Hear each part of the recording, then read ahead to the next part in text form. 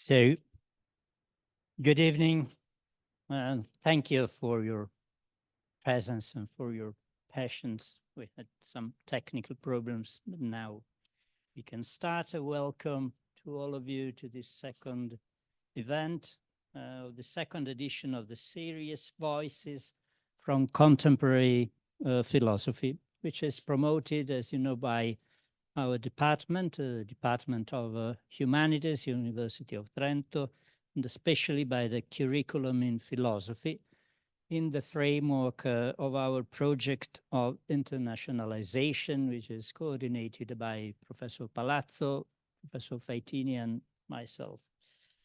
This event is part of a cycle of philosophical lectures entitled Voices from Contemporary Philosophy, which began last year and has been giving us the opportunity to meet a number of leading philosophers and scholars in Trento. Last year, Charles Taylor, Axel Honneth, Lea Ypi, and this year, Leela Gandhi, many others, and today, Wendy Brown. Wendy Brown has been conducting her research over many years, and her work has gone hand in hand with the philosophical lives of many of us and with the political struggles of so many others. Today is thus a great honor and a high privilege to dialogue with Wendy Brown in person. For this reason, I want to express all my deep sense of personal gratitude to our guest, together with the gratitude of the students and the colleagues in philosophy in Trento, and I would say of the entire Italian community of political philosophers represented by the Italian Society for Political Philosophy, which I have the honor to lead. And I would like to thank some of the members of this community, our colleagues Paola Rudan from University of Bologna, Valentina Moro from the University of Verona, Massimo Palma from the University Suor Ursula Benincasa in Naples, for being with us tonight and for having accepted the invitation to join our discussion after Wendy Brown's lecture. Dear Professor Brown, thank you so much for taking the time to arrive in the middle of the Alps and making up this unique opportunity for our philosophical and intellectual community. In these difficult times, we see around us the tragedy of wars and violation of human rights. And sometimes we think that those words of Etty Hillesum, one would like to be a balm for many wounds. And this is what very often we would like to be as philosophers and political philosophers. The title of your lecture tonight is Reparative Democracy, and maybe this has something to do with this situation, but I would like to give the floor to my colleague Tiziana Faitini for the introduction. Thank you. Okay. So thank you. I must say that it is really a great honor for me to introduce Wendy Brown, who is a Professor Emerita of Political Science at the University of California in Berkeley, and is now also UPS Professor of Political Science at the Institute of Advanced Studies in Princeton. Actually, her many books are translated into more than 20 languages, and if only for this reason, she wouldn't need any introduction at all, actually. But let me just mention a few things for our students, starting from the books which are translated into Italian. So first of all, World States, Waning Sovereignty, Stati Murati, Sovranità in Declino, which was published and translated in 2010, and Politics Out of History, so La Politica Fuori dalla Storia, which was originally published in 2001 and translated in 2013, thanks to Paola Rudan, who is with us today. And more recently also, Undoing Demos, so Il disfacimento del demos, La rivoluzione silenziosa del neoliberalismo, which was published in 2015 and translated in last year. Wendy Brown's work intertwines the insights of Marx, Nietzsche, Freud, but also Weber, Foucault, Benjamin, and the Frankfurt School theorists, as well as Tocqueville and Machiavelli, to shed light on the formations of power, identities, and political subjectivities. And in fact, her work combines the study of the classics with, I would say, a caring and passionate look at the present of our fragile democracies and also of our fragile planet. So the choice of thinking untimely or in the gap between past and future characterizes her work from its outset. So from Manhood and Politics, this feminist reading of political theory, which is a feminist book, as she says, about political theory, but not about women. And in her hands, feminism becomes a crucial lens to detect the fundamental dynamics of power, and so paves the way for a critical reconsideration of the construction of identities, of gender, racial, or even class identities. And more precisely, I would say a reconsideration of the politicization of identities, which end up being normalized, produced, and reproduced at the very moment they are legally recognized and protected by the discourse of rights. And the same untimely philosophical gesture lies at the heart of the last book, Nihilistic Times, which is a fresh reading of Max Weber's two inspiring and well-known lectures on politics and knowledge or science as a vocation, as a profession, so als Beruf. And even in this case, it is a reading that wants to meet the challenge of cultivating responsible teaching and political leadership in our times of political and environmental predicament. So once more, it is a powerful and perhaps even undogmatic reading of the classic of political thought and a fascinating reminder of their political and imaginative power. And however, in this politically inspired reading of the classic, it is never a matter of contingent politics for her. So Brown keeps insisting on the need to maintain the distance and even the tension between theory and politics. And only this tension and this distance can prove politically productive and fit into the porosity of time, so to say, and acting against time, on time, and perhaps in favor of a time to come, as Nietzsche would say. And I believe this evening we can grasp the opportunity to experience a philosophy that nurtures, as Hannah Arendt would say this time, the love for the world.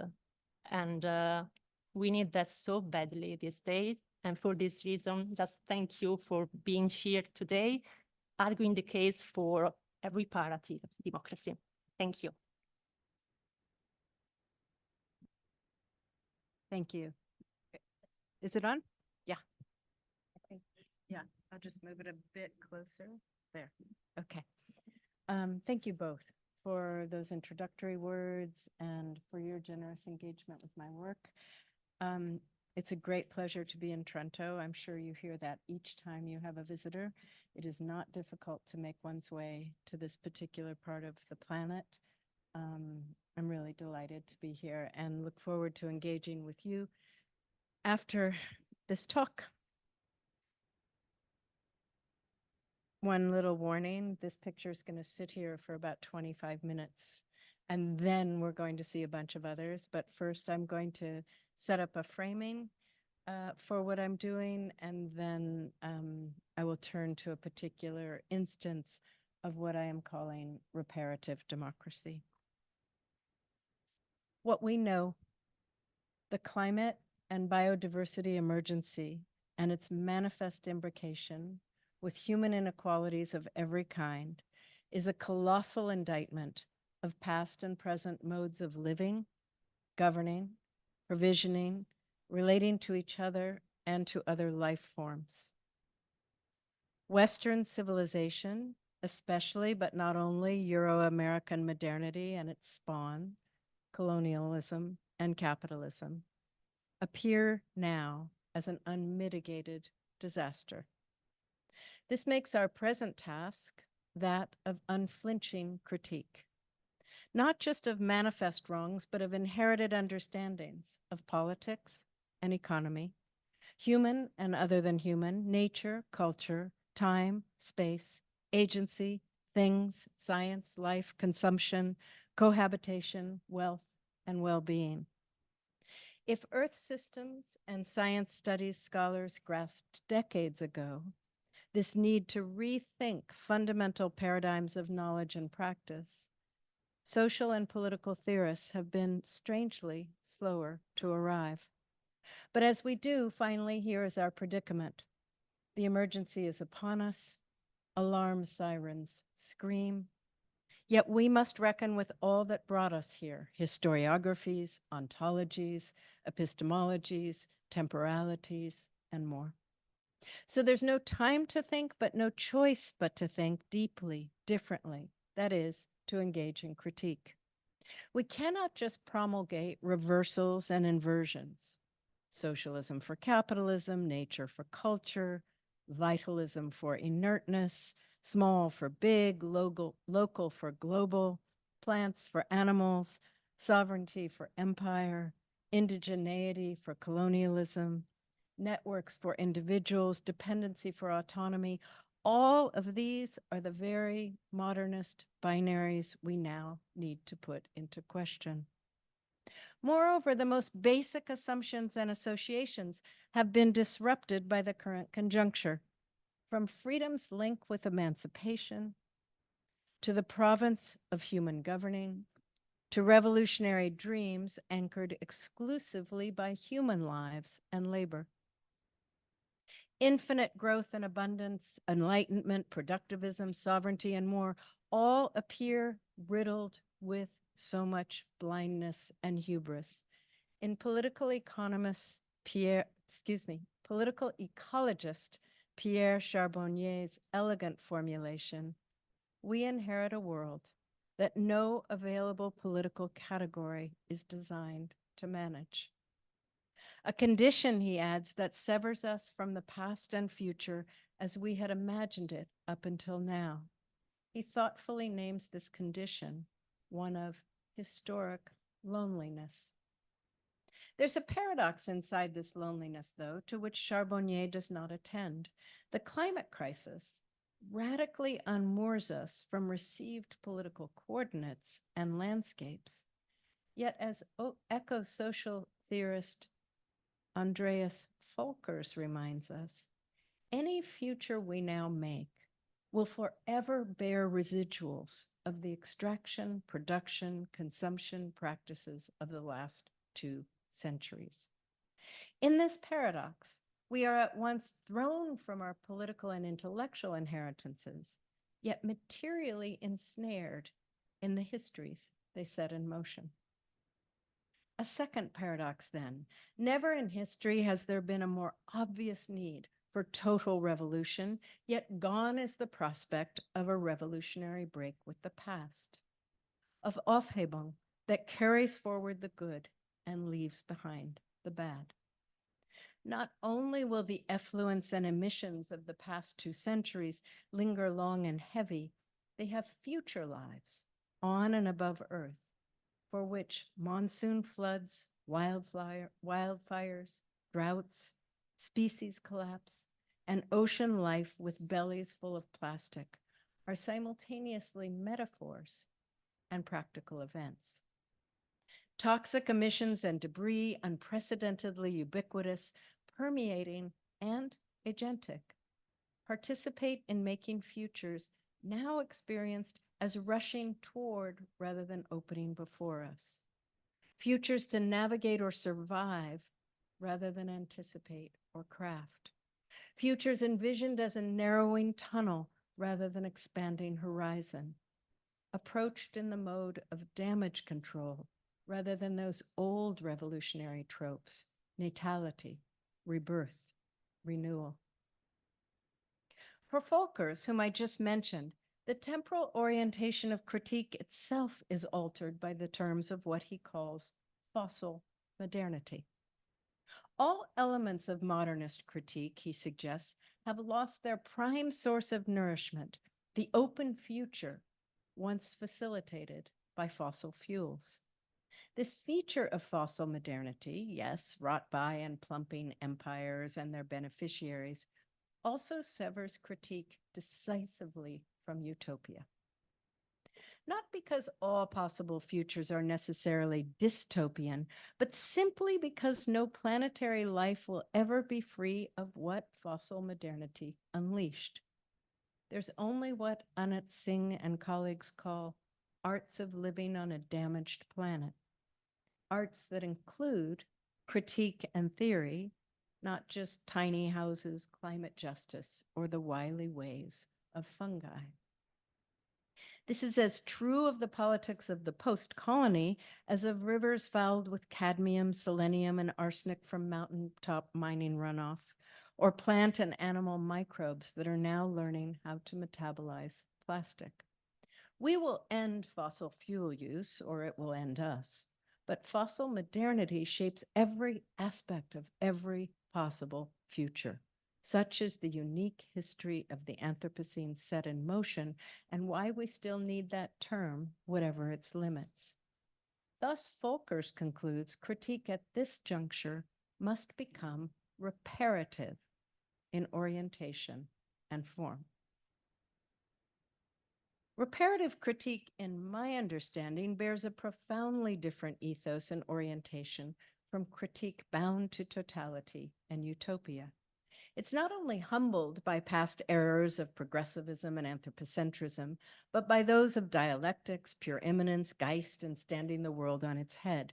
This humility does not weaken critique's radical impulses, its powerful boring into orders of power to achieve incandescent expose of those powers and their effects, but it does bring critique closer to the ground, making it radically material, divesting it of historical meta-narratives, toppling many of its idols, anachronizing its favored tropes, and above all, replacing the notion of man or even the human at its center with imbricated earthly life.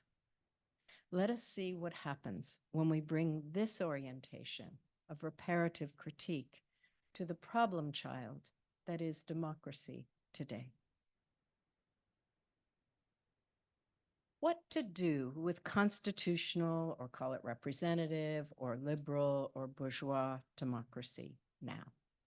Here we face not only actually existing democracy's rickety and challenged present and its seeming haplessness before global powers and problems, but its poisonous and lingering pasts, its legacies of violences and exclusions, both human and non-human.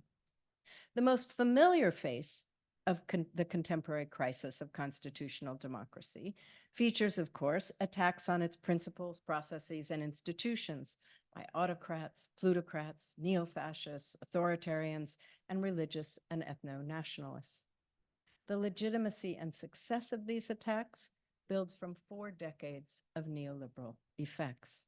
These include extremes of wealth and poverty, declining prospects for working and middle-class populations, enormous demographic displacements and migrations, the intensifying control of subjects, industries, and states by novel formations and operations of finance, and a form of governing reason that torched the meaning of the common good, replaced equality with the principle of winners and losers, flooded politics more generally with market values and techniques, and equated social justice with totalitarian statism.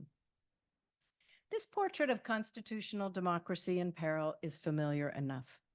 However, liberal democracy today is also challenged from the left with anti-racist, anti-colonial, anti-imperial, feminist, queer, ecological, and neo-Marxist critiques.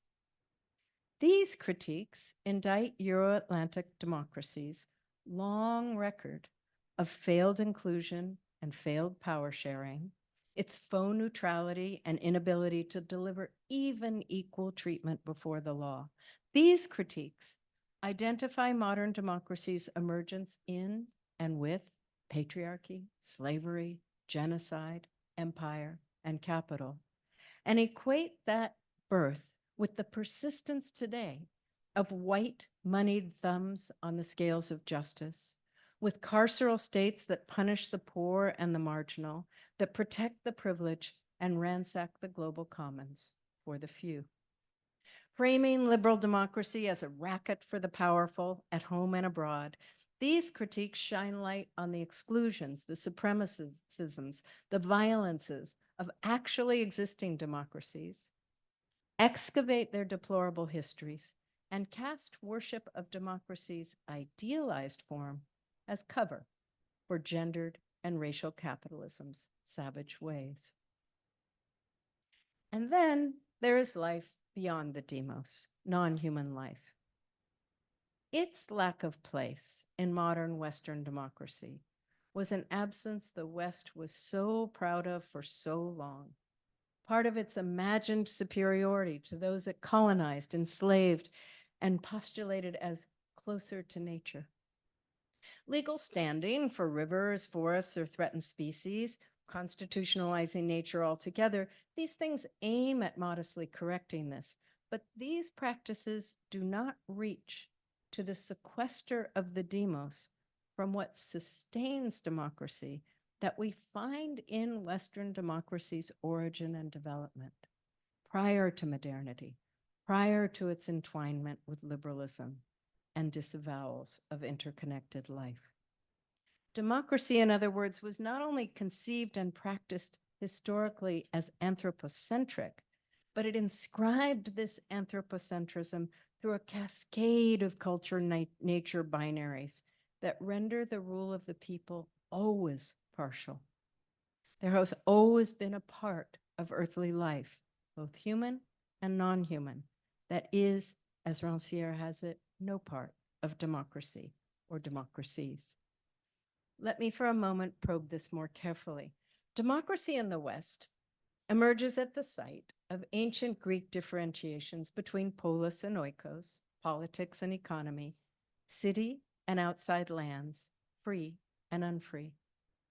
While the big Greek thinkers were all wary of democracy, we plucked it from their disregard only to remain saddled with this sequester of politics from life, both social and earthly, and hence with practices of political freedom ruling ourselves that rest on, while depoliticizing, social, economic, and ecological relations of subjection.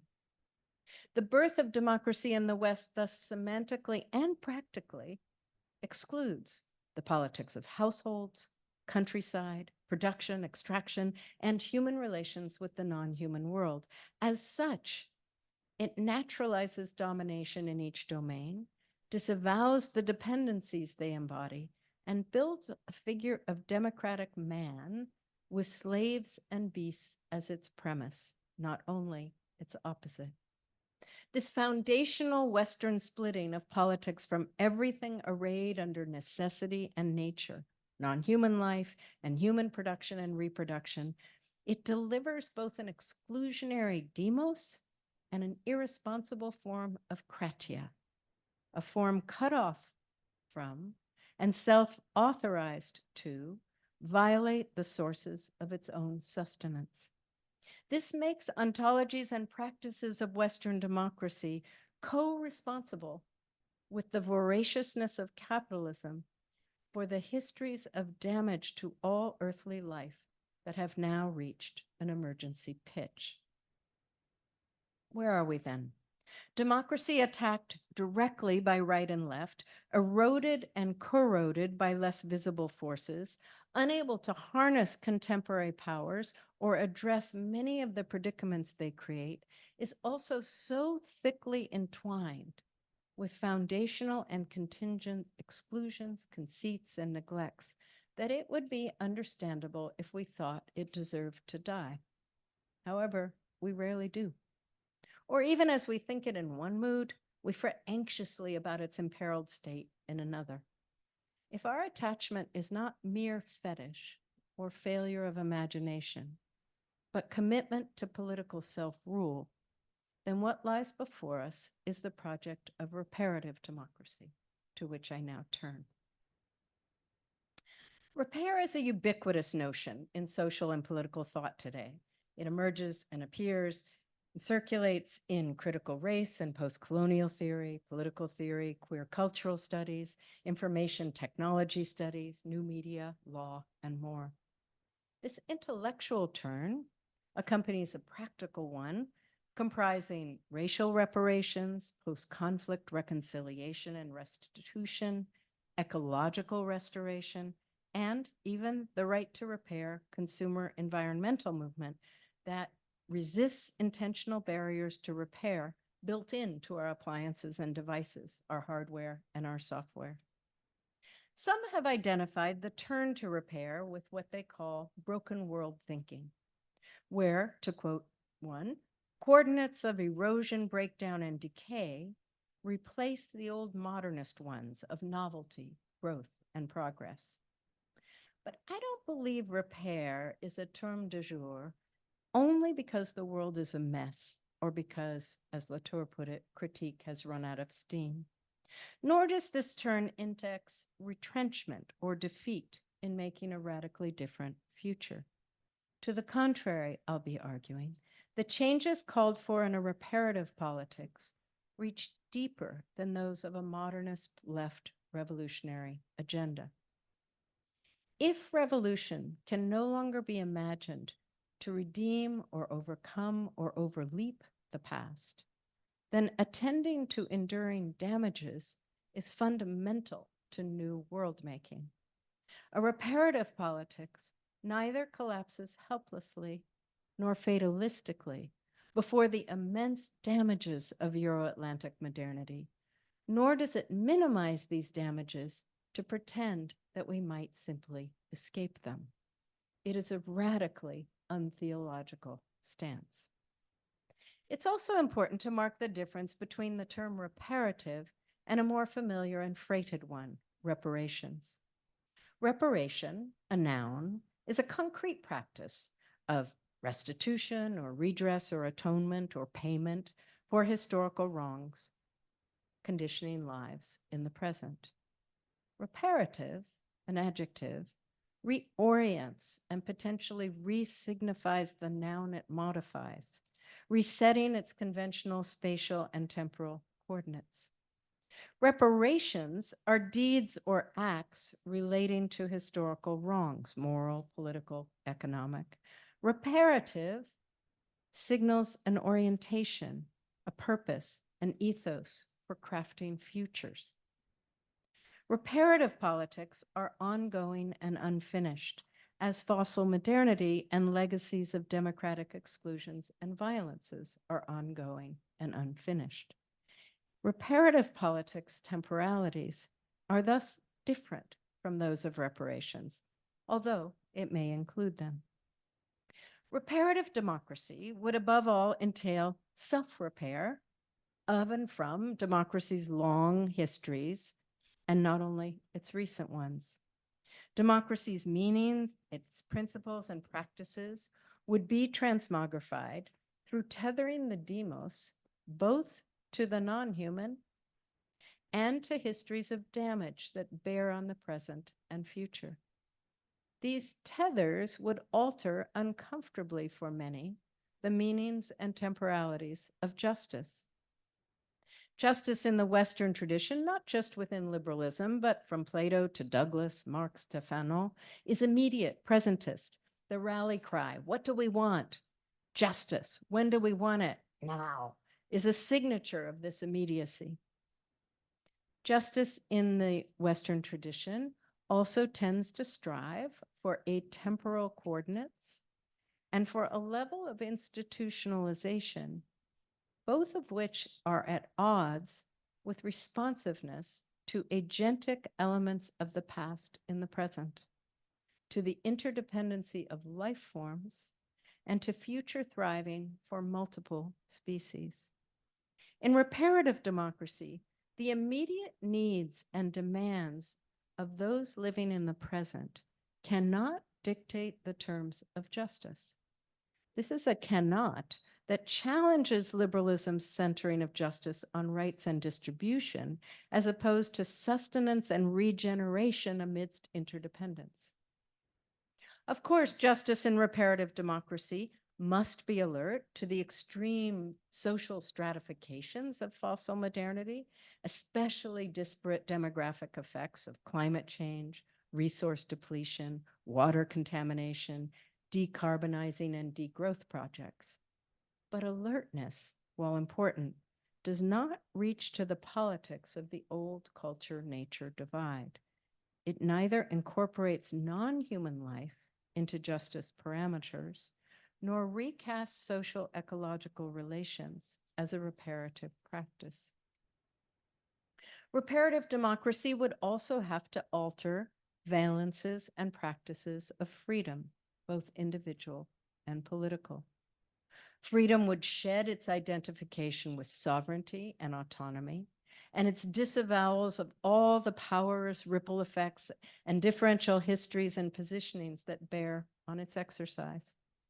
Freedom would also lose its presentist ethos. To mobilize human capacities for democratic ecological repair, freedom would have to take shape as relational, responsive, and responsible, with both past and future on its horizon. Social and political freedom wouldn't lose their foundation in our singular species' capacity to craft or govern collective and individual powers for chosen ends, but this could not be further from license or entitlement limited by the human harm principle. Reparative democracy also entails a new iteration of robust political equality.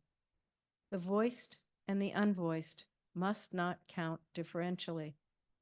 And concentrations of economic and social power must be vigilantly restrained from either amplifying or suppressing any part of this expanded democratic subject and constituency.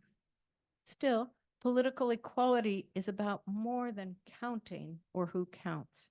It exceeds measure by individual units. Political equality in a reparative mode must address deep histories of inequalities, racial, gendered, regional, hemispheric, and between the human and the non-human that bear on discursive norms and agendas in democratic spheres. Political equality also requires access to material prerequisites to participation, adequate food, shelter, knowledge, education, and protection from violence. And it requires understanding in order to enfranchise life forms that democracy has not previously bothered with: earthworms and coral reefs, forests, and bee colonies. I've just given you small tastes of the reorientations demanded by reparative democracy, but want to suggest we shouldn't look for their emergence from the pens of normative theorists or legal reforms. Rather, we find adumbrations and whispers of them in popular uprisings today. Captured in the chant, "This is what democracy looks like," born in the 1999 World Trade Organization protests and reprised now over the last 25 years in countless uprisings, sit-ins, picket lines, and occupations since. The chant, "This is what democracy looks like," celebrates popular voice and non-institutionalized assembly, yet dodges populist flirtations with demagogic leaders or an authoritarian spirit. In making demands for shelter, healthcare, clean water and air, education, livable wages, or freedom from racial and gendered violence, and demands to protect rivers, forests, oceans, and endangered species, these occupations and uprisings contest that sequestration of politics from life, social life, economic life, intimate life, ecological life, that we saw at the foundation of the Western notion of the political. In seizing the mantle of democracy for what is not yet, and calling not only for more democracy, but for democracy to be more. These formations limn a democratic imaginary bound to reparative common futures. They are enactments of new democratic constituencies and coordinates beyond the human, beyond the nation state, beyond capital, colonial power, and their exploits. Let us now turn to one instance of such a call.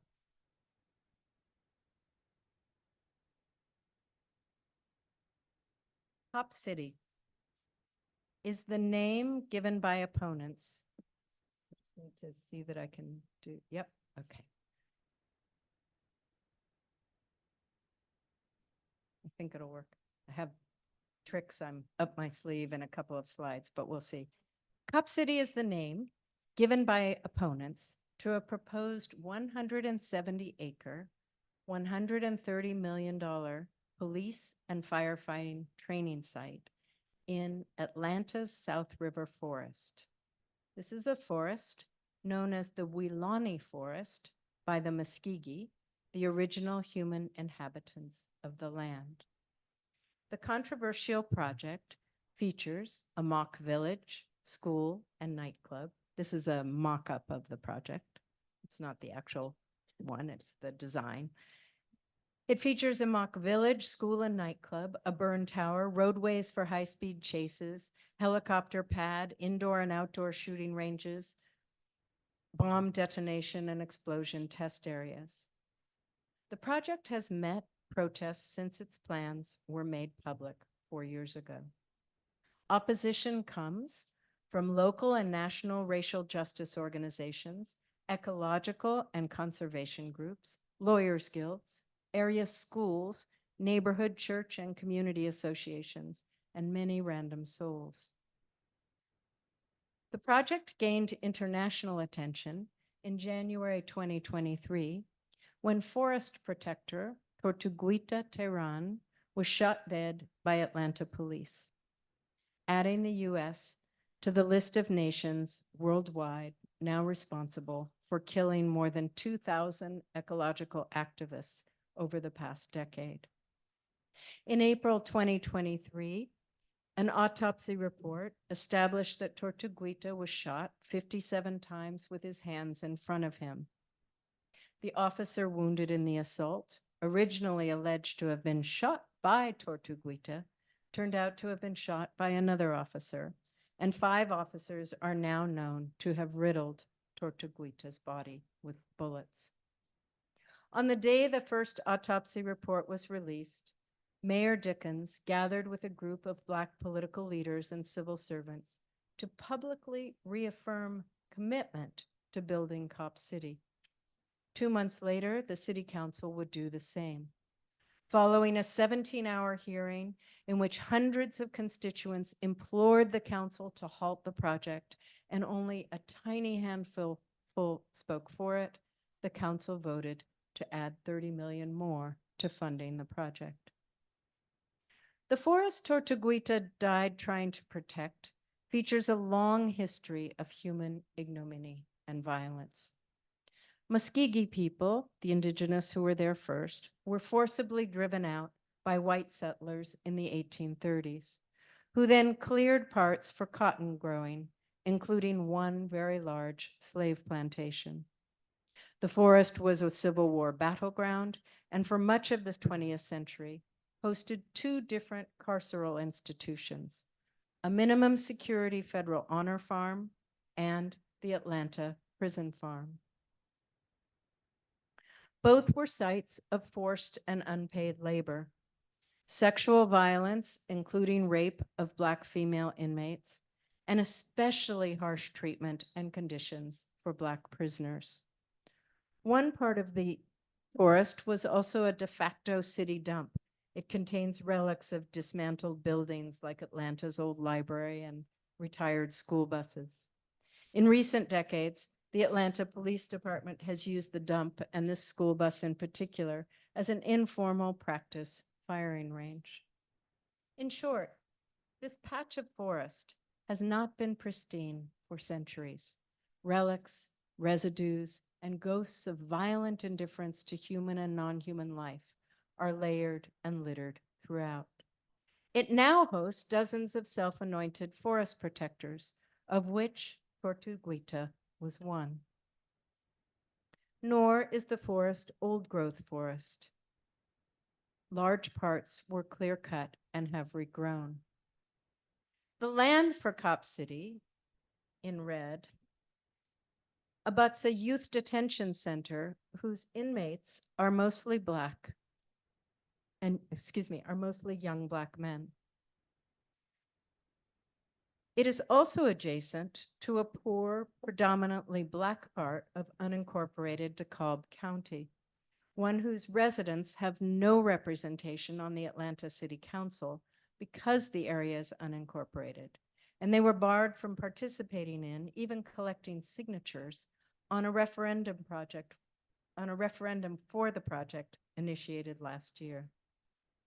The Southeast metro area more generally includes crumbling infrastructure, landfills, polluting industrial complexes, a prison reentry facility, a high school with a 56% graduation rate, and a minimum security prison notorious for deplorable conditions, violence, and corruption, and where some protesters against Cop City have been incarcerated, one for the past 17 months.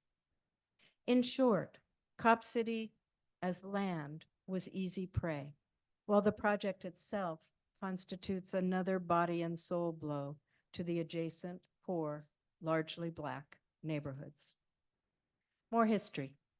In 2017, years before the project was conceived, the Atlanta Planning Department set in motion permanent preservation of the Weelaunee Forest. And in early 2021, 200 acres were approved for this, and more acreage was designated as a large forested park. 1 month later, however, Atlanta Mayor Keisha Bottoms announced that as an answer to rising crime, 150 acres would become a police and fire training facility. In fact, Atlanta's crime rates were not rising significantly.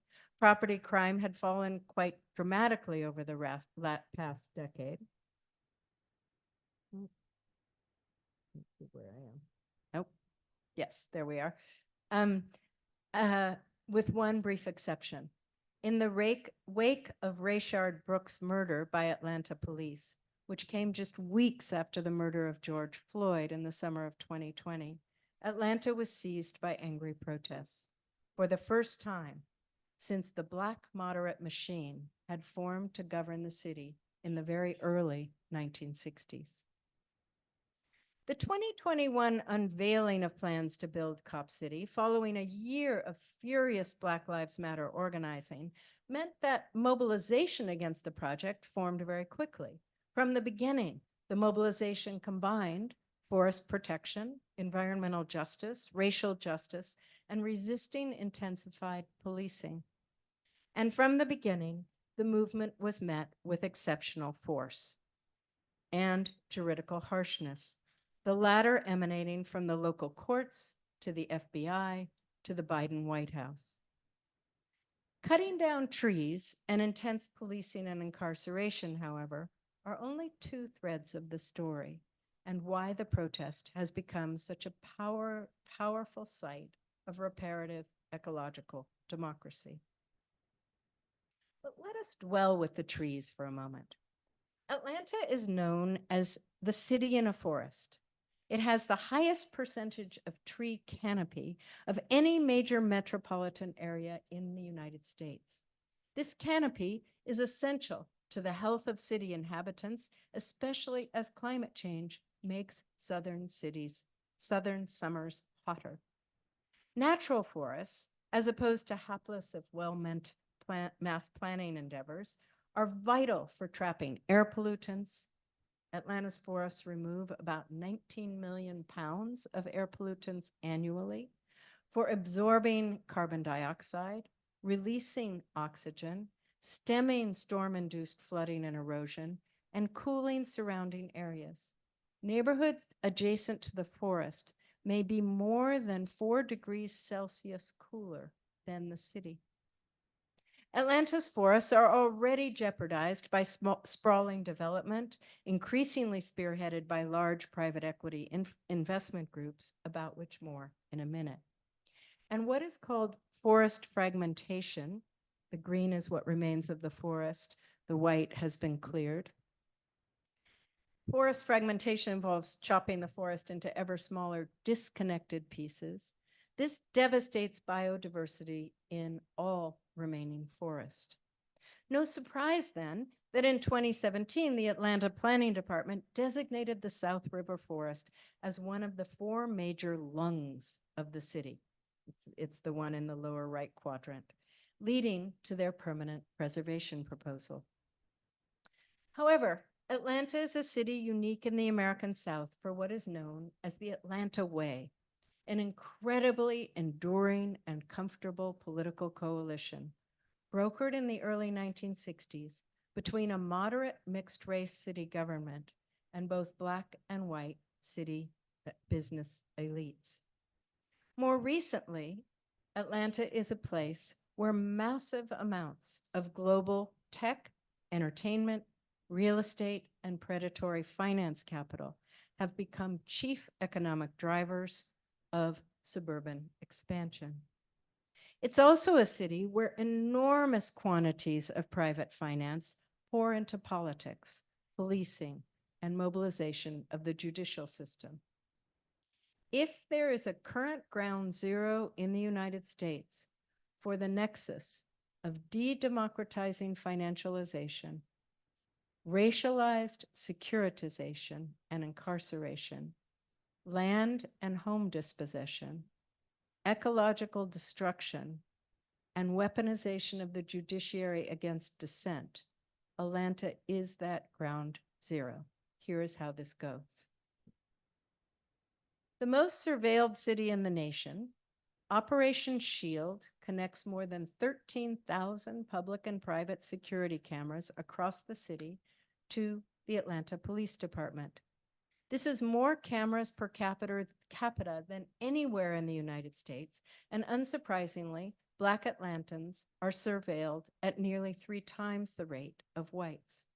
Selling, installing, and networking these cameras is Motorola Solutions, which also sells security products to U.S. prisons and detention facilities, for use at the U.S.-Mexico border, and to Israel for use in West Bank settlements, at the wall, and at checkpoints. Motorola is owned by Silver Lake Management, one of the largest tech-focused private equity firms in the world. Silver Lake's portfolio of companies employs over 500,000 people and generates over $265 billion in annual revenue. In addition to provisioning Atlanta with surveillance equipment and contracts, Silver Lake funds through the Atlanta Police Foundation, a nonprofit entity I'll discuss in a moment, an exchange program between Atlanta's police and the Israeli Defense Force to share best practices, quote unquote, of securitization. Also in Silver Lake Management's portfolio is Shadowbox Studios, formerly Blackhall Studios, one of the largest soundstage operations in the world with locations in LA, London, and Atlanta. Shadowbox, now owned by Commonwealth Private Equity, is poised to take another bite of the Weelaunee Forest to build the largest movie production facility in the US, comprising 2 million square feet, 31 sound stages, and a private airfield. Hence the protest slogan. Oh, that's the location of the studio down there in the corner. Hence the protest slogan, Stop Cop City, No Hollywood Dystopia. Notwithstanding the 2017 Planning Department forest preservation proposals and substantial local opposition to the project, Cop City has been repeatedly ratified and defended by city government. It's also defended by the city's daily paper, the Atlanta Journal-Constitution, which is owned by Cox Enterprises, a privately held global conglomerate.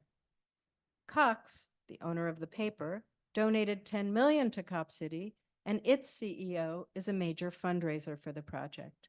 So the paper has repeatedly editorialized in favor of Cop City, which brings us to the private funding and contracting for the project.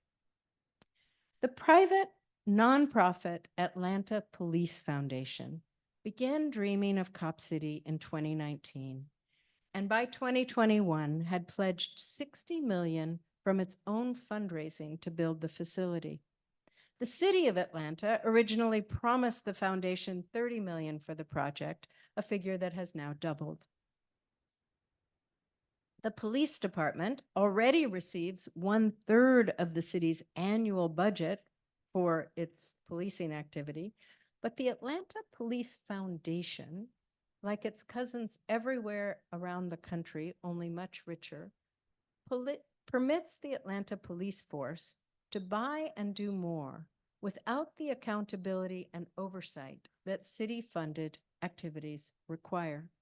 For example, the foundation provided $500 bonuses to every Atlanta officer just a week after Rayshard Brooks' shooting, and also funds much of Operation Shield. Most importantly, its trustees and its major donors comprise a rich list of global corporate and financial entities, ranging from JP Morgan, Goldman Sachs, Wells Fargo, Amazon, and UPS, to scores of global law and consultancy firms, Fortune 500 retail, real estate, investment, and management conglomerates, as well as local corporations headquartered in Atlanta, including Delta Airlines, Home Depot, Chick-fil-A, and Waffle House.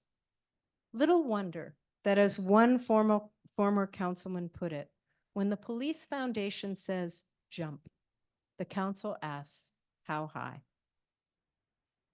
The wealth and drive behind Cop City, in other words, exceeds Koch brothers style support for a racialized security state.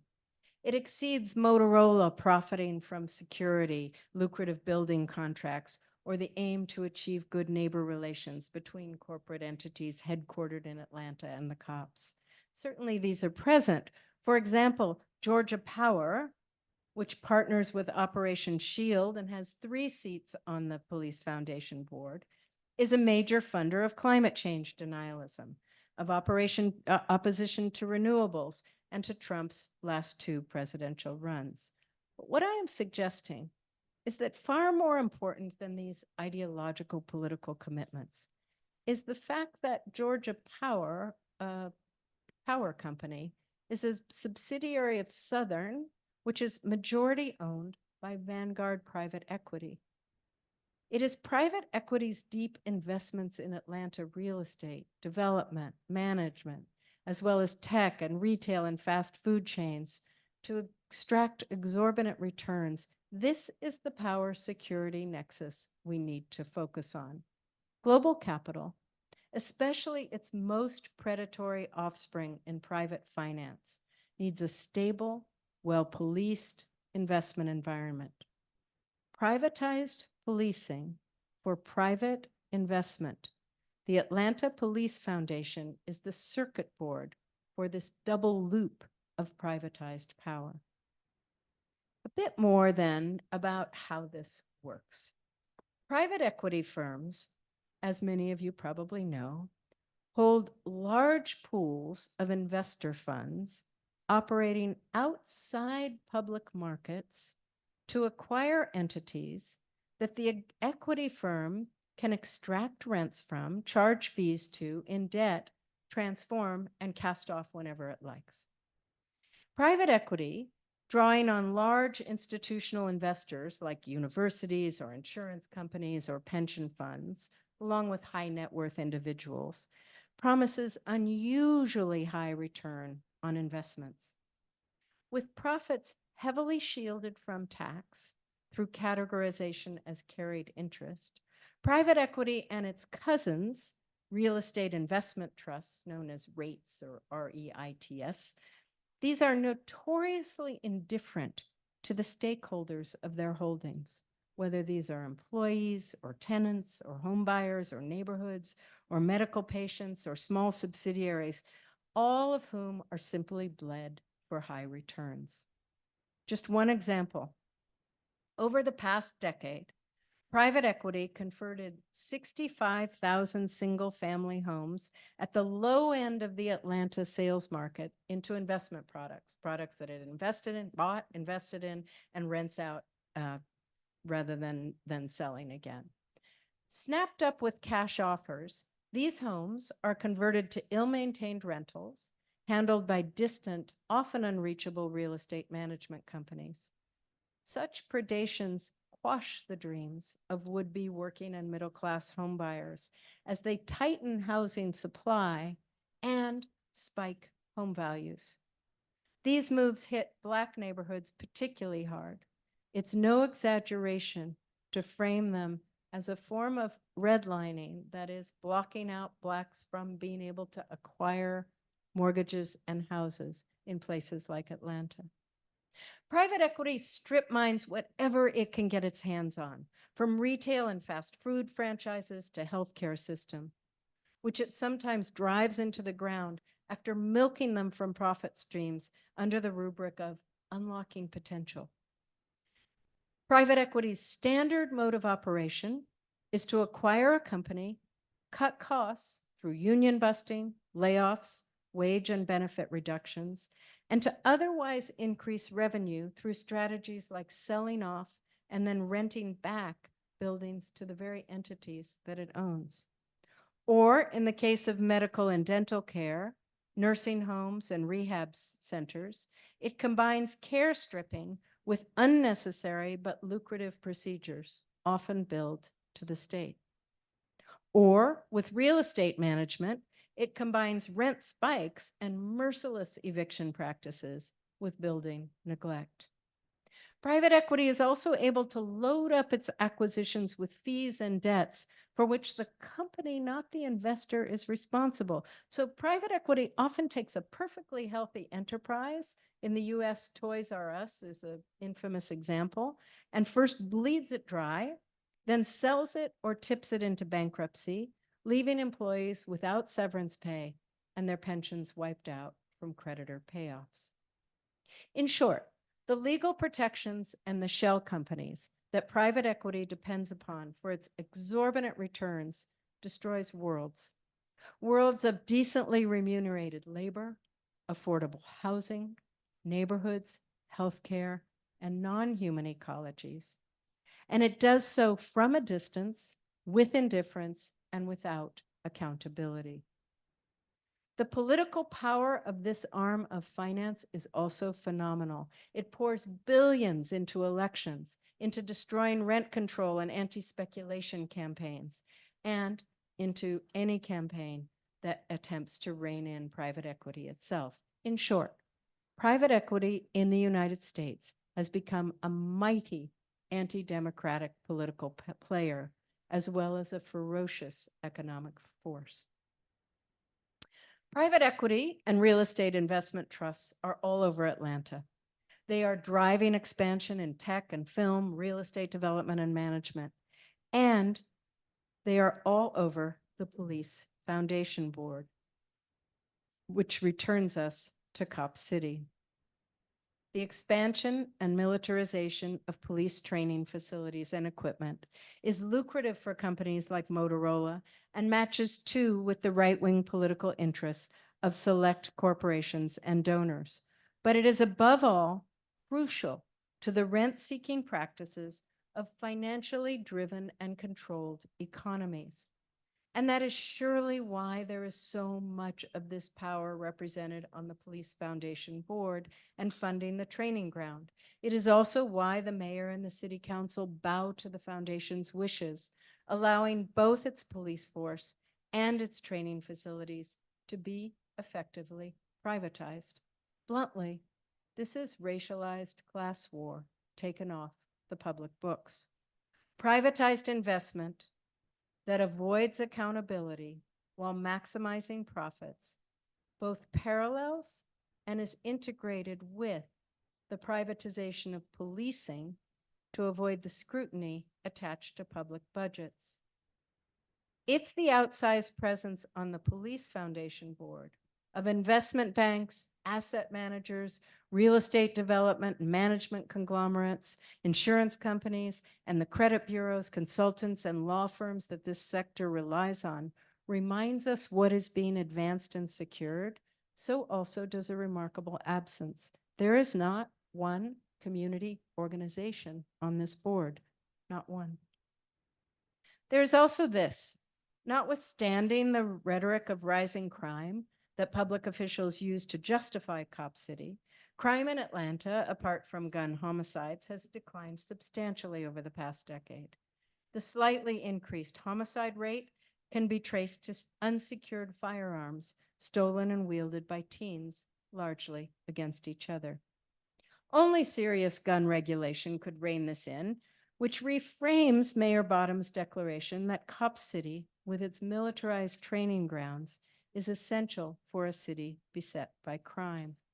Seen in the larger context of Atlanta's saturation by remote capital, tech, and real estate investment, and its already deep relationship with securitization, the training facility appears less a response to the crime rate than to producing and signaling an attractive investment climate and prepping for the racialized class wars ahead. This appearance ramifies with the intense policing and judicial crackdown on the Cop City protesters. Resistance to the project has included sabotaging bulldozers and construction equipment, throwing objects at the police in skirmishes, vandalizing some vehicles, defacing banks, corporate headquarters, and select private residences. A night of furious reaction to the killing of Tortuguita culminated in setting fire to police cars in downtown Atlanta. However, the protests have also drawn thousands from all walks of life who have offered surprisingly little criticism of the ecotage actions. To the contrary, an increasingly explicit pact has arisen among all activists working to stop Cop City to recognize and affirm different tactical and political principles in the effort to block the project, from anarchist to mainstream. The response of the city and state, however, have been outsized in every way. Of 36 activists arrested at the end of a music festival during a week of action in the forest in March, 2/3 were denied bail, 19 were charged under Georgia's domestic terrorism laws, a felony that can yield up to 30 years in prison. The assistant chief of police explained, "None of these people live here. They don't have a vested interest in this property. Why is an individual from LA concerned about a training facility built in the state of Georgia? That is why we consider this domestic terrorism." The trope of outside agitators is an old and freighted one in American Southern social justice politics. The trope is also a politics out of place in the Anthropocene.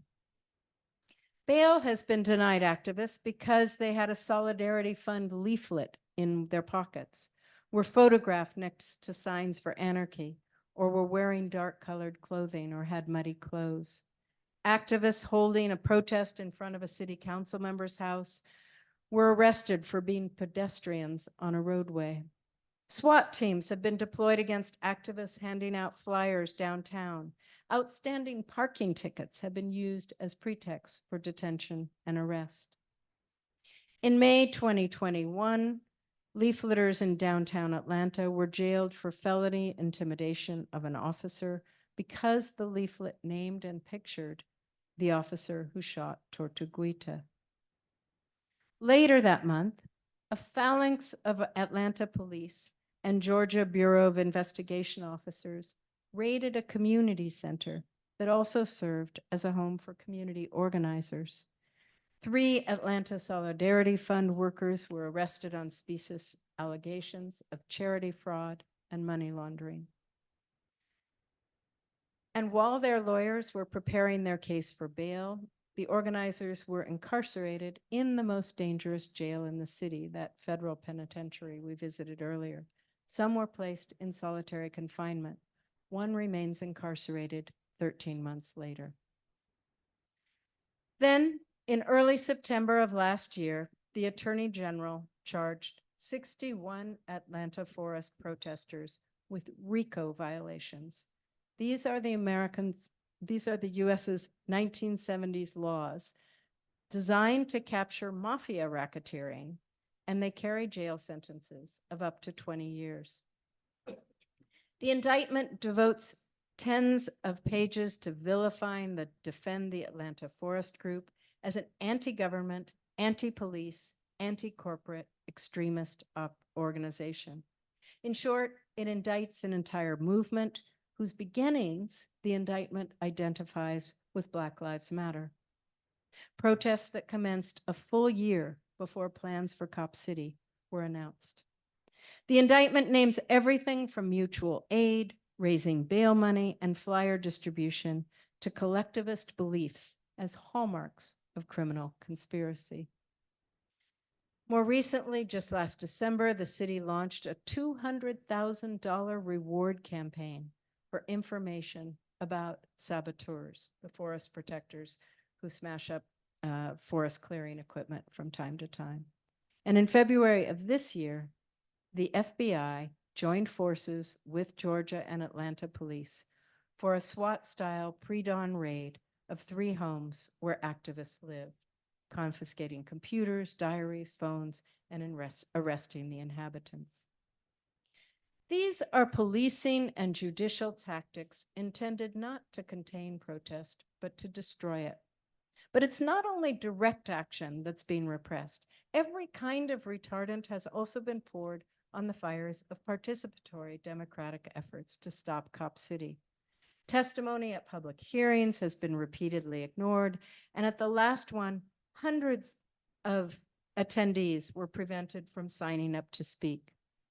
For a signature-based legal referendum filed in December with nearly twice the number of signatures required, the city hired expensive corporate legal counsel, first to try to encumber the referendum with impossible deadlines and elaborate cross-checks, and then to try to invalidate it in advance.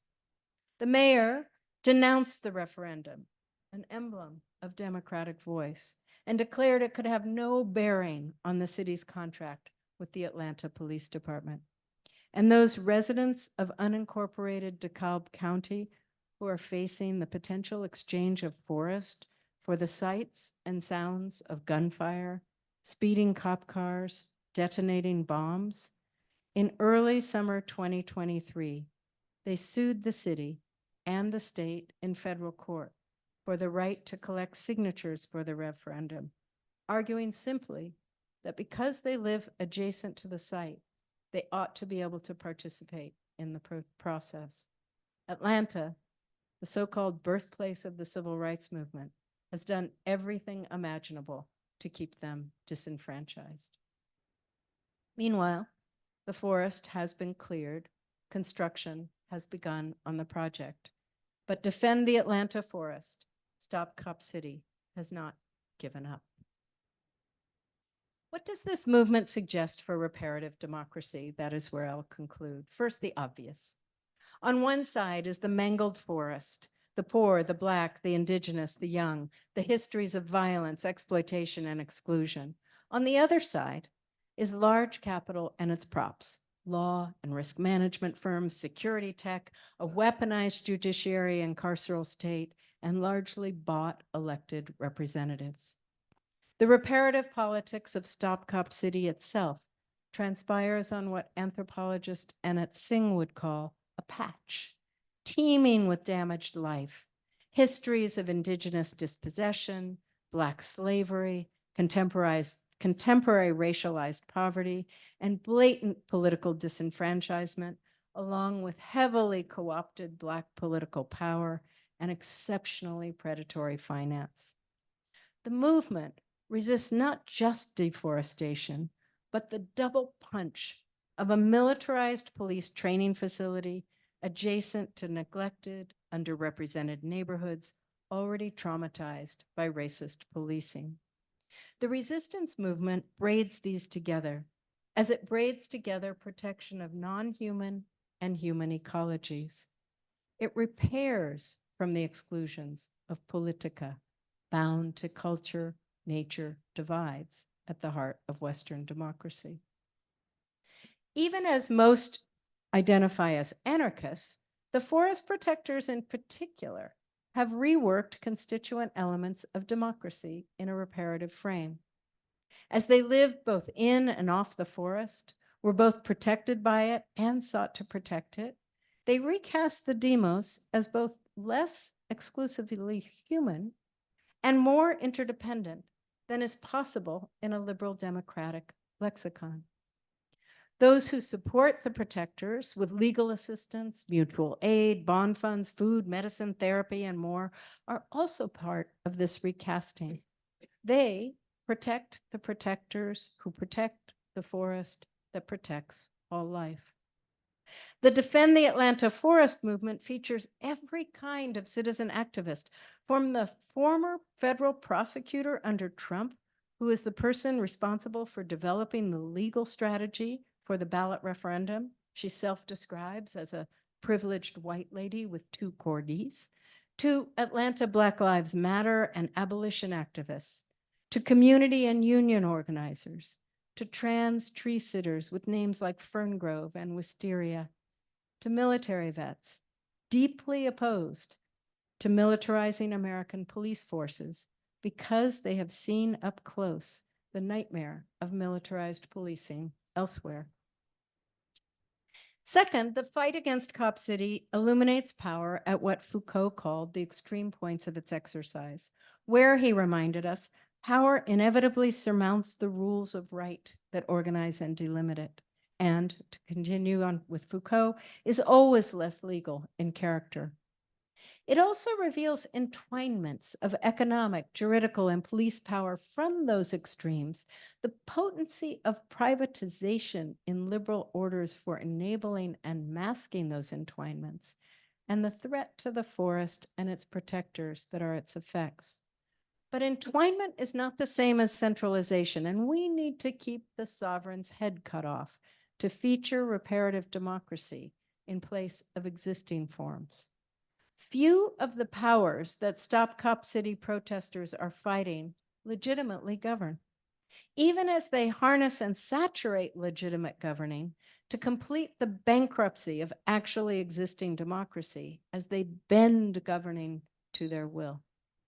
The fight for the forest viscerally encounters and exposes this infiltration. Corruption, public power turned to private ends, is inadequate to what is normalized in this story, namely increasingly privatized public power that matches increasingly privatized social and state functions and increasingly privatized financing of state projects. This reminds us why seeds of reparative democracy must often be planted outside formal political venues.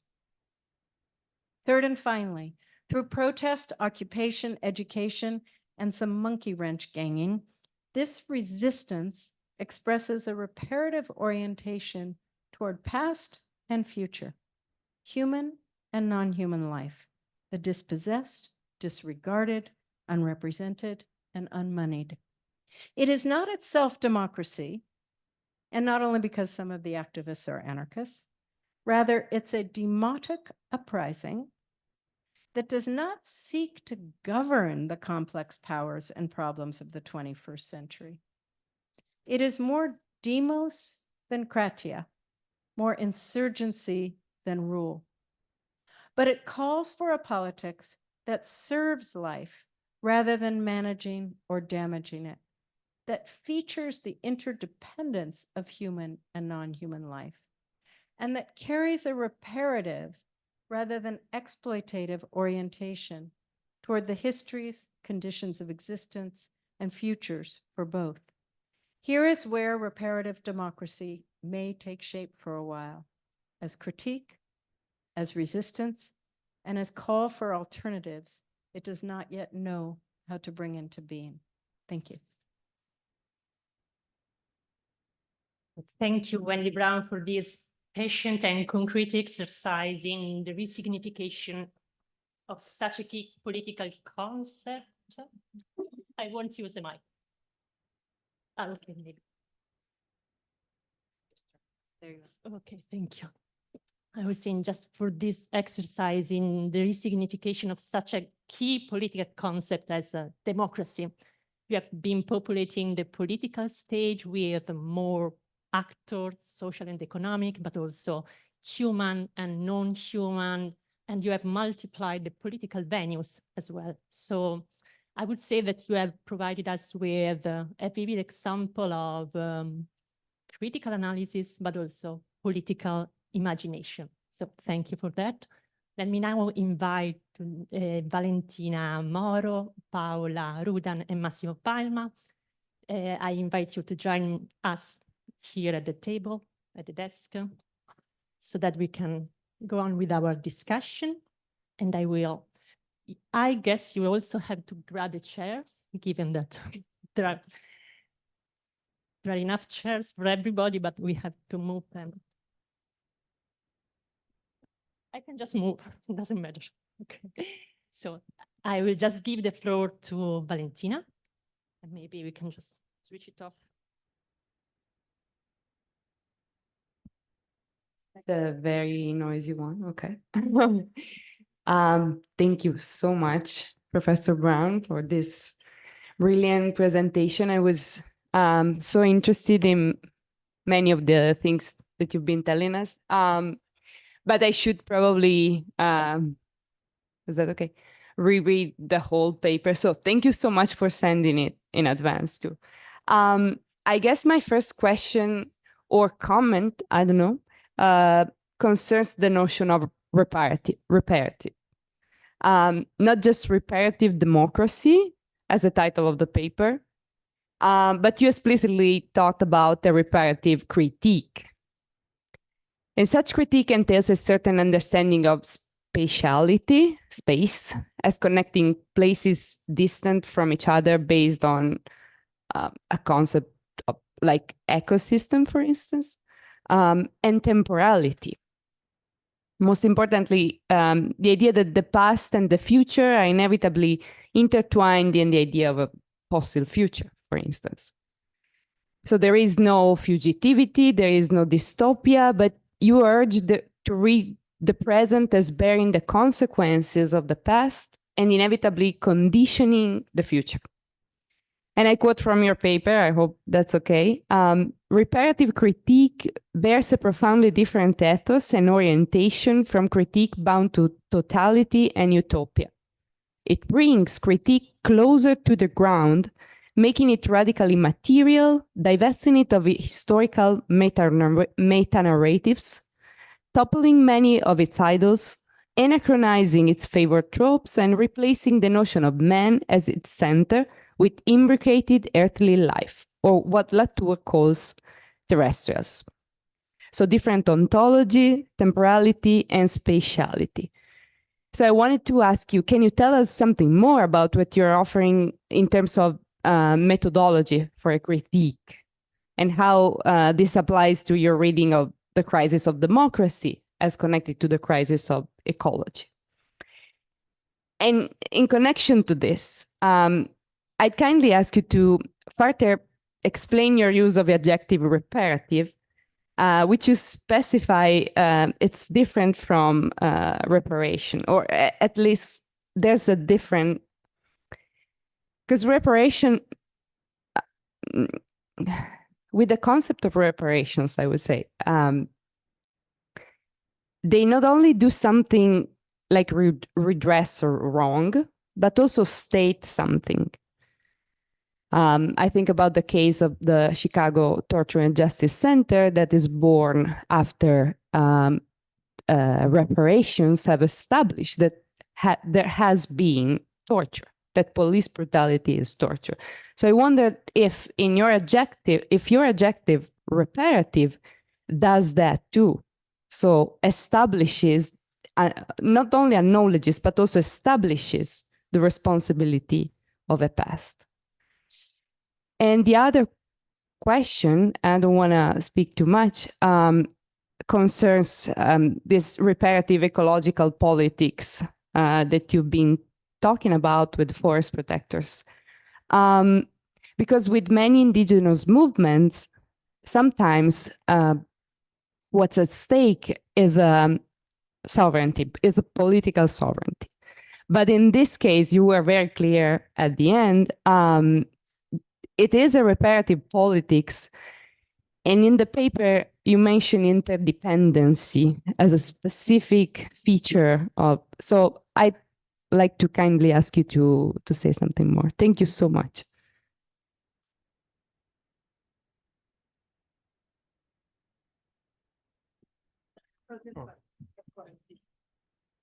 Thank you. Valentina, thank you. Those are really rich questions. I now have almost a whole chapter on repair. I didn't expect to go down that rabbit hole, but it's infinite. And you are absolutely right that I'm making something here of the difference, not only between what I spoke about briefly here today, the noun and the noun reparations and the adjective reparative, but I'm also making something out of the difference between the verb to repair and reparative. And I can spend hours explaining why, or I can simply say that what I think I'm finding in a lot of both literature and movements these days is that a reparative orientation does exactly the work that you beautifully recapitulated for me, namely opens out to a different spatiality, one that is possible to affirm the imbrication of human and non-human life, but also to orient toward what we might call damaged patches of the world, as opposed to thinking in what I think are almost inevitably the more distinctly temporal and linear lines of reparations or repair. And it also does does the work of linking past and future to be in a reparative orientation or ethos, to build reparative democracy is, as I suggested, something that is inevitably unfinished. You don't achieve it, you don't arrive, we don't repair at some point, in the way that both reparations and repair as a verb do. That said, I want to be clear about something. I'm not rejecting reparations. But apropos of a conversation that we were having earlier in the seminar, I think there is a risk in some of the movements and claims for reparations to build into reparations work both an overly solidified sense of identity and an overly solidified prospect for closure or conclusion. And so both I think are they're not wrong. They're rather perhaps problematic for an orientation of whether you want to call it solidarity or imbrication with others in making futures in which the identities that have been injured or produced through injury are remade. And they're also perhaps, reparative also perhaps works more powerfully than reparation to recognize, to affirm that if, for example, we have, whether it's reparations from Germany to the rest of Europe in the post-war period, or from US states and the federal government to those who are the legacy of slavery, African Americans, or Native Americans, or Japanese Americans interned under the during the war in the US, or the proposal now at COP27 to make reparations to the most climate damaged parts of the world. Those are not terrible things. I mean, I would never vote against them, but I'm not convinced that any of them actually are capable of grasping the extent to which, no matter what money, what apology, what atonement you put into play, the effect in producing a condition of a people, the effect in dividing regions, the effect in damaging lands lives on. And that's why this particular move. I think I left something out of my answer to you, but I'm going to leave it at that.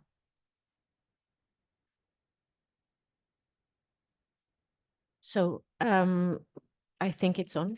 Yes. Okay. Oh, thank you very much. I think you open up so many questions, and to reduce them, it's not easy. But I try to say something about both the known and the adjective, democracy and reparative. And I think that the case of COP City makes very clear your fundamental assumption that the climate biodiversity emergence is both, and biodiversity emergence is both imbricated with every kind of inequality, racism, sexism, exploitation, and reveals our unprecedented interdependency. So this is a crucial point, I think. And I completely agree with your proposal, that is that of questioning our paradigms. So this is something that imposes on us the rethinking of every binarism, starting from the one human and non-human.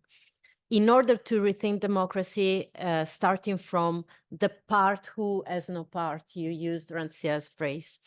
So I completely share the necessity of criticizing anthropocentrism, which is implicit in this idea of questioning the distinction of human and non-human by emphasizing interdependency. We feel a very big but coming down. Yeah, but the but is not about the problem, it's about the categories we are using.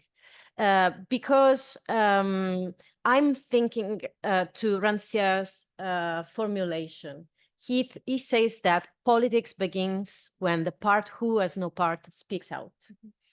And disactivate a disagreement, which is the political for Rancière. But the problem is that the non-human agents do not speak. And this means that they can only be represented.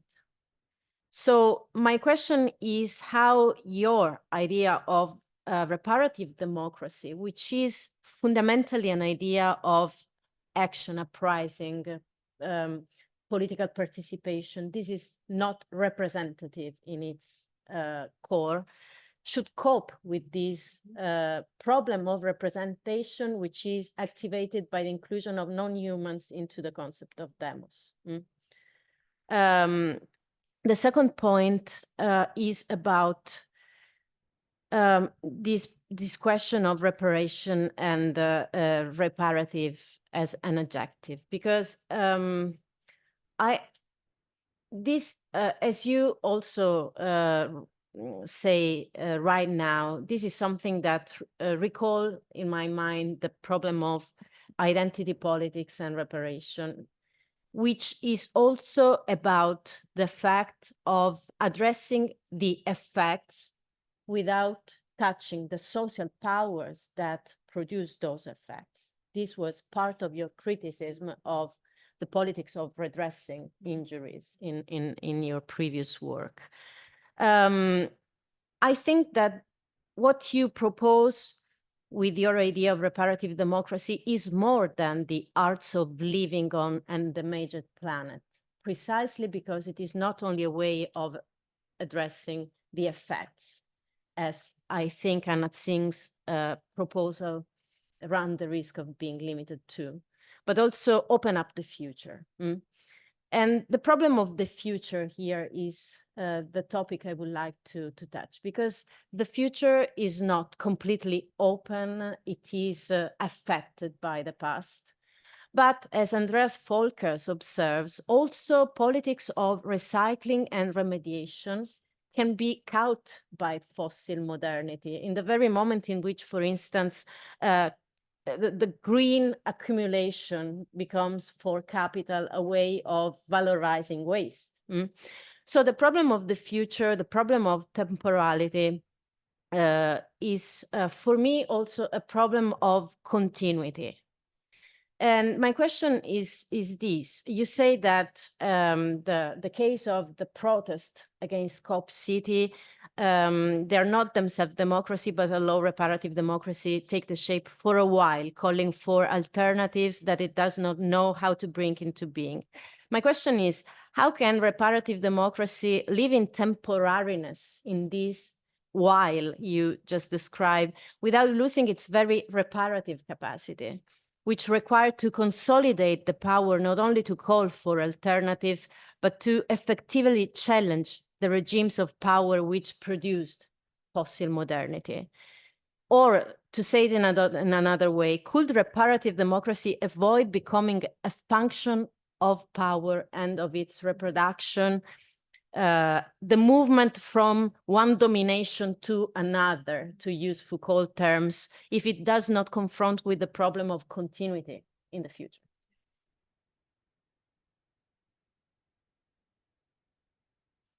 Gorgeous big questions. Let's start with the problem of non-human agents not speaking. I think they're speaking really loudly. I mean, nature is roaring with wildfires, with climate wildness, with all kinds of voices that we can turn away from as climate denialists, on a spectrum of climate denialism from it's not happening to, well, I know it's happening, but I still want to go to Tahiti, to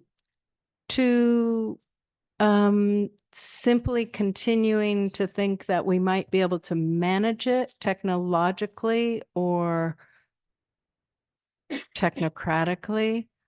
But I think the non-human agents are speaking. Now, the question is, how will we understand them? And I don't just mean how will we all have enough science to understand them? I mean, how will we listen for the loss of the songbirds? How will we be alert to the loss of the honeybees? How will we take in sunsets that are produced by wildfires? I think there is a possibility here of attending to that speaking. And I know you think I've gone over an edge here, but I want you to stay over on the edge with me for a second. Attending to that speaking as a new mode of being Democrats, that we are not the only things alive on the earth. And I think a lot of us do. I mean, you can say, well, I love nature. I love the forest. I love the Dolomites. I love, all of that. But that's not quite the point. The point is that we can be in a democratic modality oriented toward our imbrication with all of the rest of life, where we are not simply representing the interests of the trees or the oceans or the air or the atmosphere or the climate, but where we are more sensitized to and alert to our minoritarian status on a planet that we have brought pretty close to ruin by virtue of not understanding that. So I think reparative democracy involves a different kind of seeing and smelling and listening to a non-human life than has been the case to date in the West. And, many people will say, oh, but other cultures do this. I'm not just saying we should learn from all the indigenous. That's a thing, but that's not what I'm saying. I'm saying there actually has to be a relentless sensitization to who we are in relationship to what sustains us. And, you know, feminists are actually very practiced at this because we have been arguing for that as part of an expansion of a Marxism that excluded care and reproduction and sustenance from a social and economic ontology that we have demanded and forced and pushed into the center of the village at every turn. So if we can do it as women, I think we can do it as non-anthropomorphized creatures. So I have much more to say about that, but I'm going to leave that provocation where it sits. How can reparative democracy avoid becoming a function of power? Co-optation of movements is an old problem in radical political explorations and formations that don't comport exactly with extant regimes of power. I'm not going to solve that entire problem here, but I do think what's striking about the Cop City situation, it will probably lose. I mean, there's no doubt about it. This was it probably won't succeed in blocking Cop City, but it has produced a form of democratic, not just resistance, but an experimental form of democracy that has linked everything from formal electoral political participation to, you know, our forest protectors who don't want anything to do with that, but the links between these groups and the respect and the recognition that you don't build a political movement through a purity of tactics. You build it through an alliance and a deepening knowledge of what you're up against. And the reason I spent so long haranguing you about private equity is that it would be very easy to see them as simply up against, you know, racialized securitization and other tropes like that. Or to see them up against overt fascism. But I think neither is the case. The recognition that the stakes are those that I set up as the two forms of alignment here has actually strengthened this movement, if not for this time, for next time. Sure, the danger is all the power and munitions and money and everything is over there, and all we've got are the people and the forest and an evolving sense of justice and tactics and strategies and so forth. And, you know, we could be despairing about that, but I actually think that these iterative experiments are building. And we could talk about the different ways they're building around the world. They don't appear in the Wall Street Journal and the Financial Times and Le Monde and the New York Times. That's not where you'll recognize them, but they are appearing in linked social movements around the world. So of course there's always a danger of becoming a function of power or co-opted by power, but I actually think some of these experiments are more promising and more powerful than any revolutionary political mobilization or liberal democratic mobilization that I've seen in some time.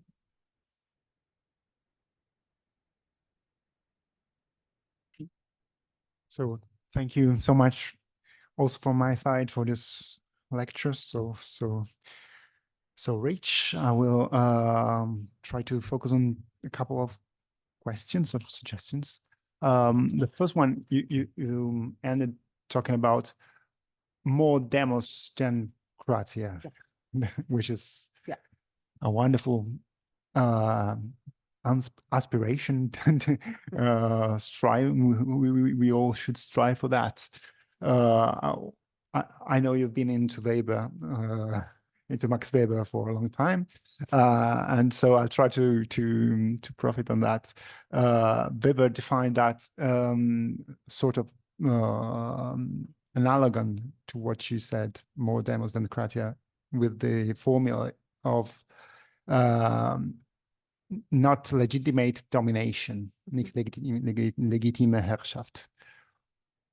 And he found it curiously effective in Italy in the Middle Age, in a city, in a city like this one, where the popolo, the demos, became the first illegitimate and revolutionary force against the riches, against the feudal powers.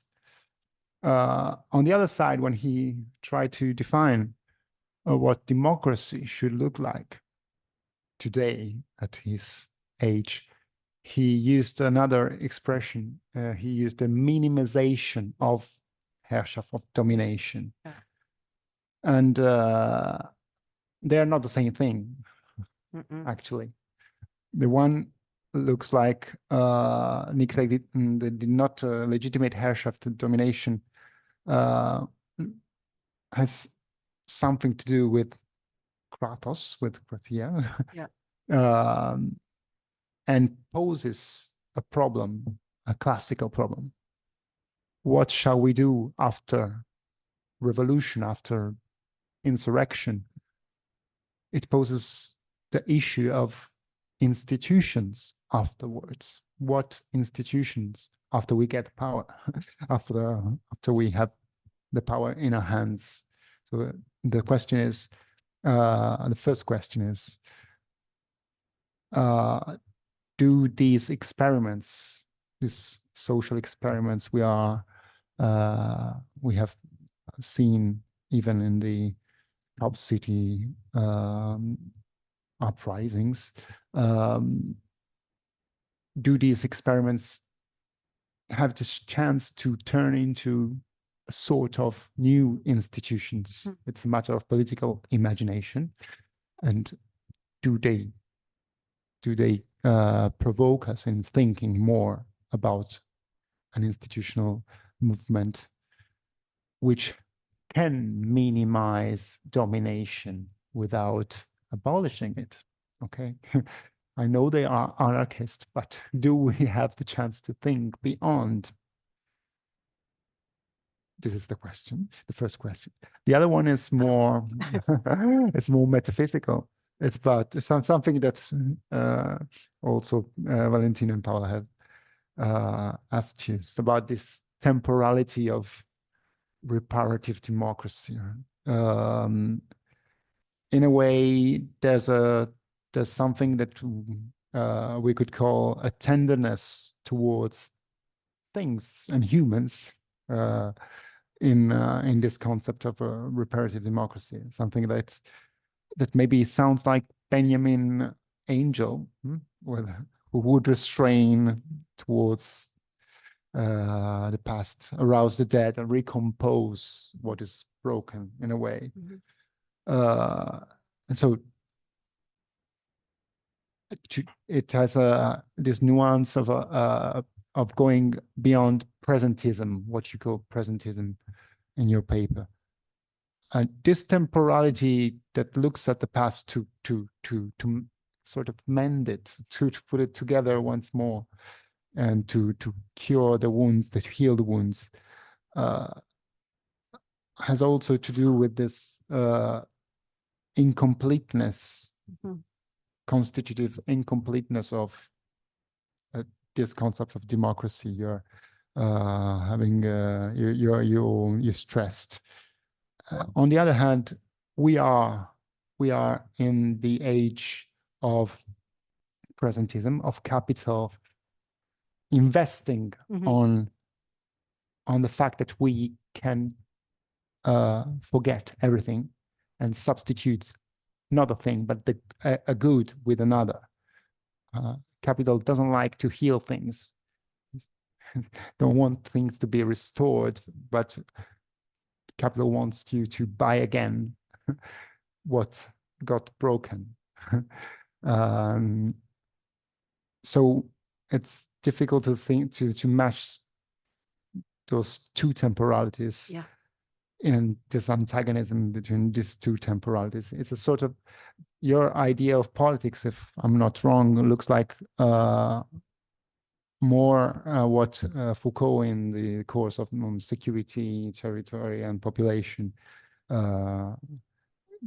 recall when Foucault recalled the idea of the weaver against the idea of the shepherd. Okay, the shepherd is God, the weaver is human. The weaver is politics made by the human, and he referred to Plato and the Politicos by Plato. And am I right with that? And could that be a good definition?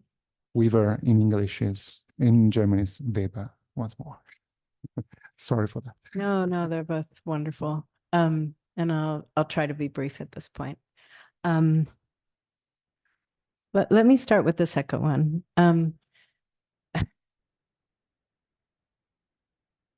I've been thinking with some other people a lot about the temporality of democracy, existing liberal democracy, whatever remains of it, and a reparative democracy. Aunt Norton's written a wonderful book called Wild Democracy, where she deals with temporality as well. Eva von Redeker is thinking about temporalities of freedom. There's obviously something in the air that is putting into question what I'm just going to say boldly now is the very unhelpful presentism of liberal constitutional democracy, even at its best. It not only owes nothing to future generations or future life more generally, but it also cannot deal with pasts at a legal political level other than through this, what I'm suggesting is a slightly clunky and problematic notion of reparations. So trying to open that up and get into play in political philosophy, what I'm suggesting is already in play politically in certain kinds of movements. The idea that past, present, and future are linked in a very non-Marxist fashion. This is hard for me to say, but I'm going to be saying it at length in this book, what both Marxism and liberalism did to lead us astray in understanding the relation of past to future, and emancipation and democracy. So then we get Benjamin. And I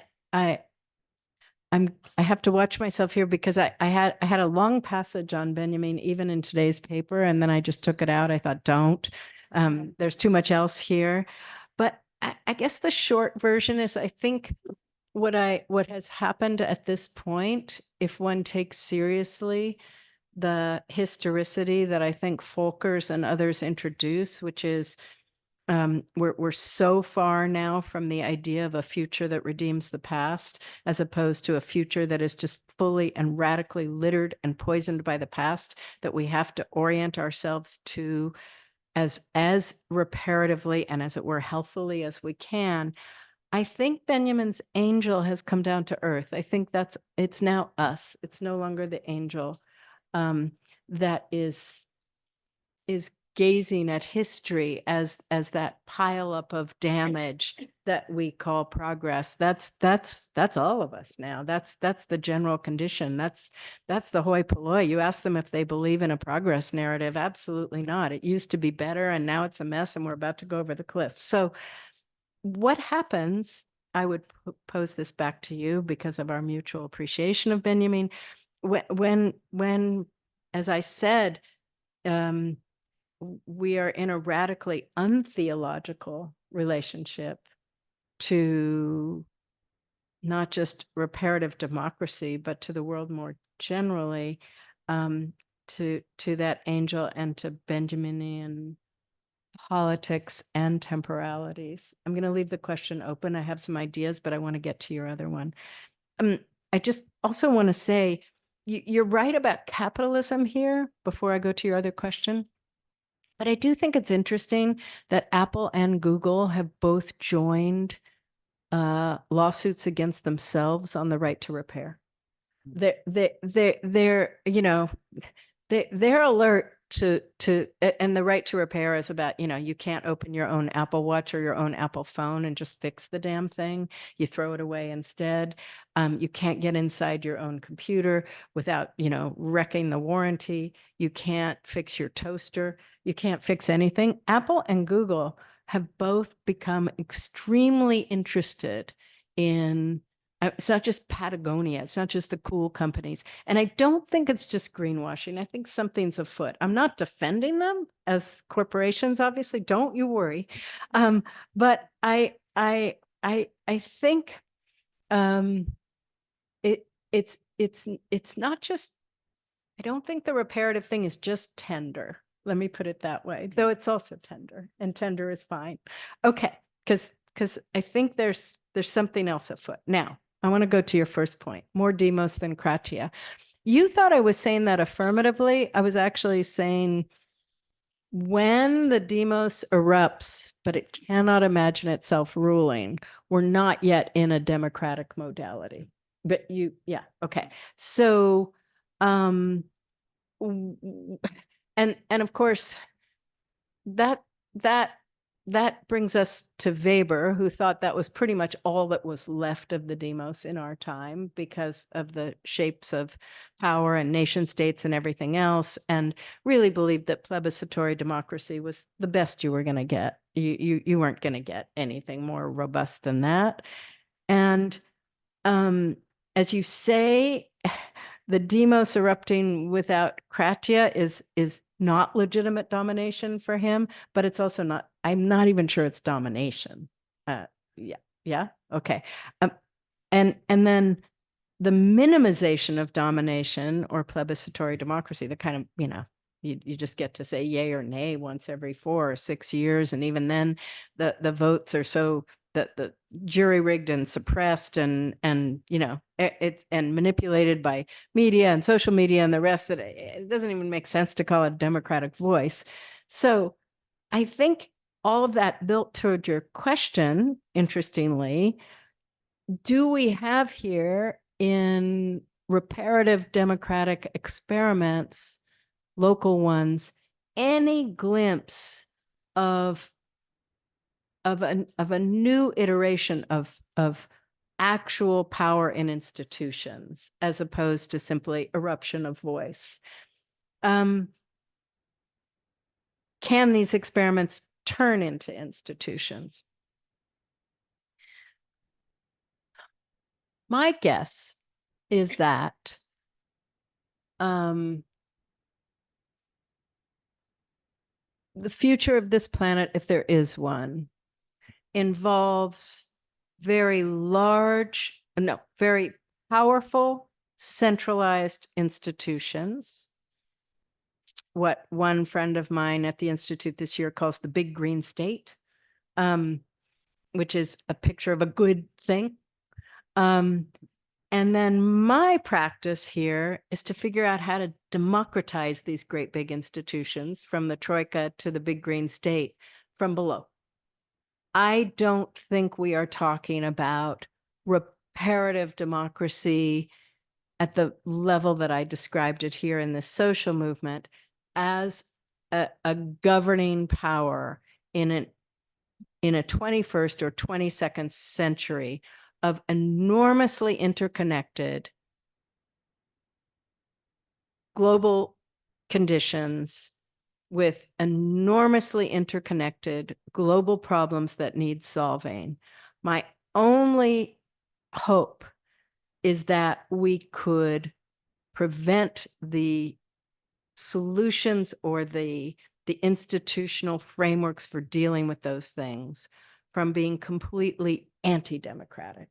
So I'm talking about some democratic tethers, as it were, to Goliath holding on to his feet that produce the possibility of local decision-making, resistance to really disastrous consequences, and what I suggested in the form of new coordinates for equality, for freedom, for justice, for democracy itself. But if I'm realistic, I'm not suggesting, the future of the globe rests in reparative democratic experiments now raised to the level of global institutions. I think the question is how to ensure that the global institutions of the future are not authoritarian or radically technocratic, where we all disappear. So, me again. Thank to all of you for this rich and wonderful piece of discussion. It is a bit late, so I would say that unless there are a couple of very quick questions for our guests, we can also stop here, but I don't want to, cut down the discussion anyway. So if somebody of you has a brief remark or a question, I'm sure Professor Brown is more than happy to answer you. And okay, yes, a tiny bit. Just a very, very, very short question. I really appreciated your paper because I think it's able to avoid many problems in the ecological debate nowadays. So posthumanism, all the other stuff. And with your perspective, I think it's really the right position. It was really illuminated, so thank you. And what I really appreciated, it seems to me you're trying to say that our categories, political categories, do not work because not only because we destroy nature, but because it's unbearable for us. And so it's a little question, very short, but I understand the answer might be long. So just I leave it there. And I would like to go back to the concept of freedom, in fact, because in the idea of freedom as autonomy, you quoted Pierre Charbonnier, in fact. He shows that our idea of autonomy is based on the domination of nature. So in his book, for example, he's not able to say how should we think freedom if not as autonomy, in fact. But I will let you know if you have some ideas. Yeah, great. I agree with you completely. I appreciate Charbonnier a lot. He raised all the right questions and provided no answers. None. I mean, it was really remarkable. It was like, it was a reading experience of falling off a cliff. Thought, where's the next chapter? And I don't just mean solutions. We theorists, philosophers don't need to provide solutions, but he just couldn't find his way there. So I did briefly suggest a few things. I think that notions of both political and individual freedom, that is democracy understood as political freedom in which we rule ourselves or are ruled by others or another or a something, capital, markets, technocrats, whatever. So democracy as a form of freedom and individual freedom. So I do have a long chapter on this, but I will just say briefly that first of all, I think those two things have to be brought more successfully together than they ever have been. They tend to be in the whole history of Western thought, as you know, because you're nodding, traded off one against the other. It's Rousseau or Mill. And I think there are reasons for that have precisely to do with the estrangement of the human from imbricated life with one another and with earthly life. That you couldn't think those two things apart unless you imagined freedom as always freedom against one another and freedom against our institutions that would otherwise tell us what to do. So what I'm suggesting is to get at the question of what an ecological, social, formulation of freedom is that doesn't do that. We actually have to start outside of liberalism. Not because I'm going to radically reject everything about liberalism, but it's ontologically and epistemologically not going to help us get where we need to go. And then I threw around a few of the terms that become crucial: interconnectedness, responsiveness, responsibility to both past and future. When I start speaking in this way, the libertarians lose their stuff because they imagine that what you're doing is turning freedom into its opposite. That is a project, a practice we have before us now. As we know, the right has very successfully mobilized freedom for precisely that project, to move against nature and against responsibility for others. The left has kind of evacuated freedom altogether as a result and talked instead about sustainability, about justice, about equality, about anything other than notions of political and personal freedom that recover it as a concept for the left, but also as a practice that could be integrated with responsiveness, with responsibility, and across time and across space. So I'm not saying anything dramatically different from what I said about reparative democracy, but it's about bringing those ideas directly and deeply into freedom itself. Thank you.